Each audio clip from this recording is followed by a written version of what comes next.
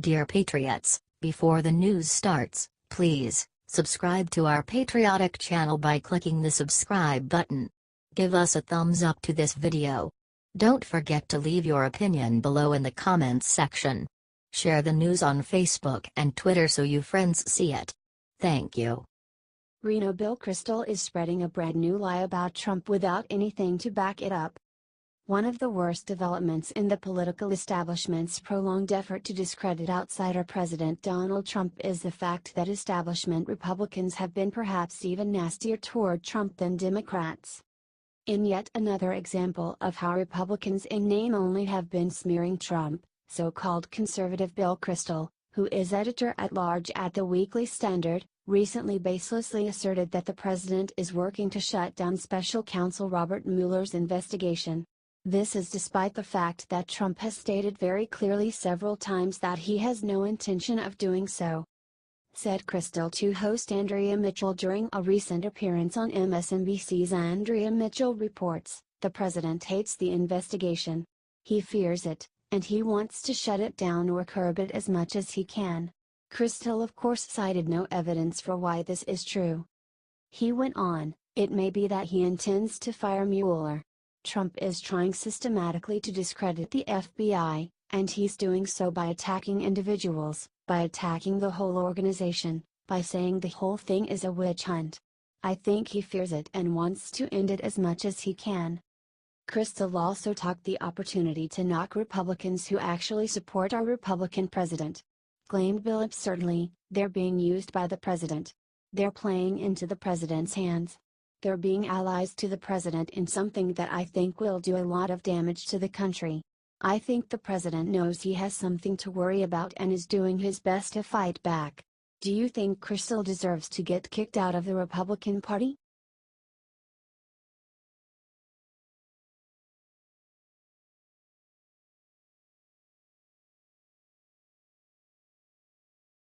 And Coulter shared what her Christmas wish is. "It's controversial, do you agree with her?" Christmas time gave Americans a chance to unwind and think back on the eventful year that was 2017. A great deal of good was accomplished by Republican President Donald Trump to point our wayward country back in the right direction. However, conservative commentator Ann Coulter clearly was not satisfied with everything that was and was not accomplished this past year. During a recent interview with Alex Marlowe on Breitbart Radio, Coulter shared what her Christmas wish was for the country.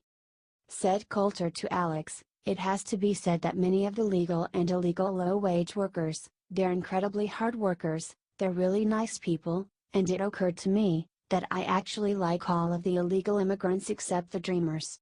They're the ones I want deported first because they're the activists." The always controversial pundit continued, "They're the obnoxious ones. They're the ones who go to congressional offices and stamp their feet and say, 'How dare you not rush to grant us amnesty?' Whereas the other illegals don't have the time to be protesting, they're busy working, being polite, being so friendly and nice and saying, 'Merry Christmas.' No.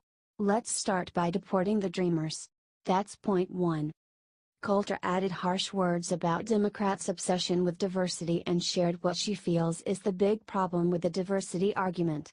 Said Ann, "The more multi-ethnic a society becomes, people stop voting on their social interests, their economic interests, they vote on their ethnic group, and I think that's what the Democrats are counting on." Do you agree with Ann?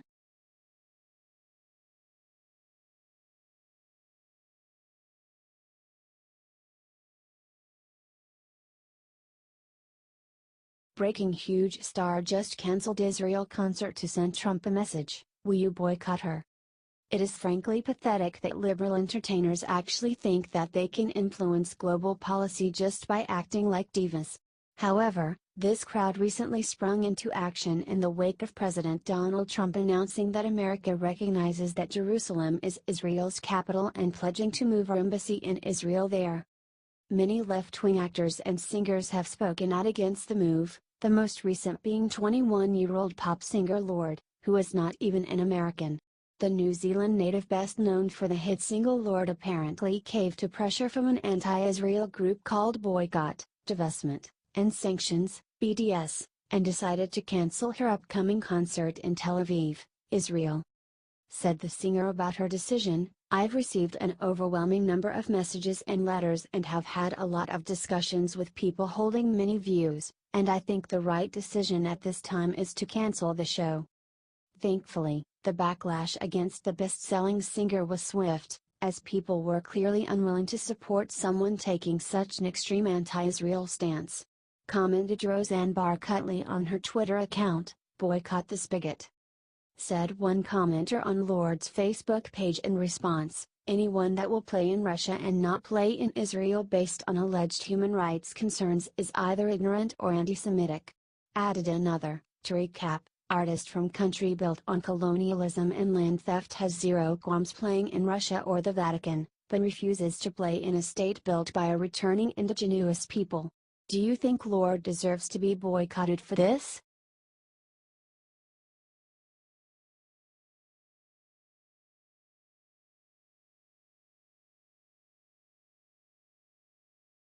Breaking the worst Democrat in Congress got caught calling her staffers stupid motherfuckers. If one thing is certain in the current tumultuous state of American politics, it is that there are no shortage of Democrats who would warrant being called the worst Democrat in Congress. Congresswomen Maxine Waters and Nancy Pelosi, of course, come to mind. This honor, however, belongs to Congresswoman Sheila Lee of Texas, who recently generated fresh bad press by forcing American Airlines to bump a school teacher out of a first-class seat so that she could sit there instead. According to people who have worked for her, Rep. Lee treats her own employees just as badly as she did this teacher. According to a report, Rep. Lee repeatedly calls each of her workers a stupid motherfucker. These are apparently not isolated incidents. An ex-staffer said that this happened all the time. One more former worker recalled when her parents paid a visit to the nation's capital. Said the ex-staffer, "They were really excited to come to the congressional office. They're small-town people, so for them it was a huge deal. They were actually sitting in the main lobby waiting area. Rep. Lee came out screaming at me over a scheduling change. Called me a stupid idiot. Don't be a moron, you foolish girl, and actually did this in front of my parents, of all things." Another former employee talked about how she called Rep. Lee to ask for a meeting to learn how she could best serve her. Sheila apparently replied, before hanging up, "What? What did you say to me? Who are you, the congresswoman? You haven't been elected. You don't set up meetings with me. I tell you. You know what? You are the most unprofessional person I have ever met in my life. Do you think Sheila Lee is the worst Democrat in Congress?"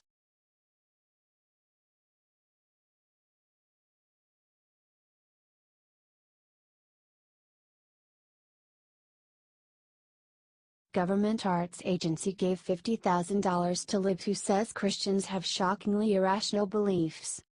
Back in the 1990s, then Speaker of the House Newt Gingrich brought to light the fact that American taxpayers, through the National Endowment for the Arts, were paying for unhinged artists to create works of art like Piss Christ, a photograph in which a crucifix was submerged in the artist's own urine.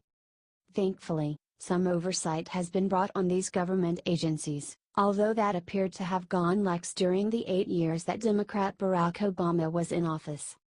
The Washington Free Beacon's Liz Harrington recently studied the budgets of the National Endowment for the Arts and the National Endowment for the Humanities, and found out that Americans are paying a liberal professor named Eric Mandelbaum to perform research on how Christians' religious beliefs are somehow irrational.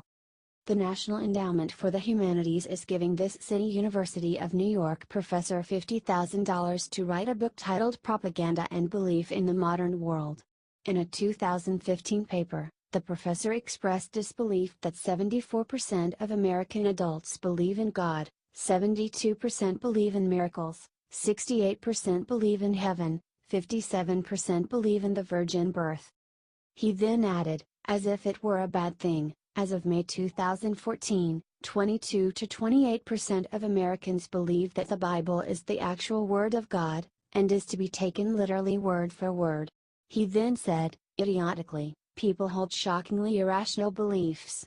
Do you think it's awful Americans are giving money to a man who thinks we are shockingly irrational for being Christians?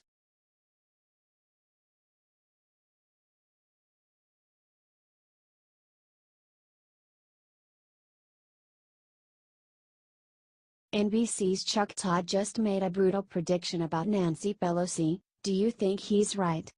One thing that Republicans and Democrats can both agree on is that outsider President Donald Trump has succeeded during his first year in office at shaking things up in Washington, D.C. Right now, the same congressional leadership is in place in both parties as was at the beginning of Trump's presidency. However, political pundit Chuck Todd of NBC's Meet the Press predicted that there will be a major overhaul by 2019. Specifically, Todd claimed on his show that both House Speaker Paul Ryan and Senate Majority Leader Mitch McConnell will still be in leadership positions by 2019. He also said that elderly House Minority Leader Nancy Pelosi will finally be stripped of her leadership role by that year, as well.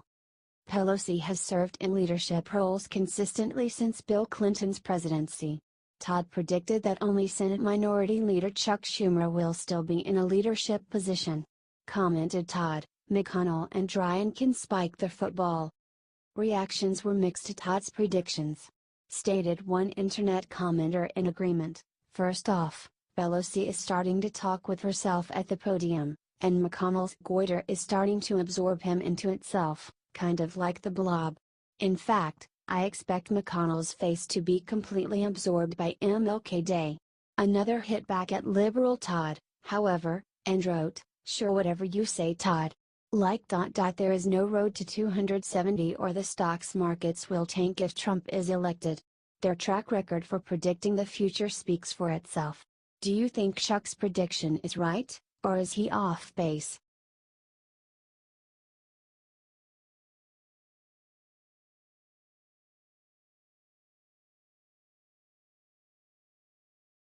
New York Times writer just said Trump supporters are terrorized toadies. A liberal New York Times writer named Roger Cohen spent his Christmas Day coming up with one of the most ridiculous anti-Trump screeds to have ever even appeared in that notoriously anti-Trump newspaper.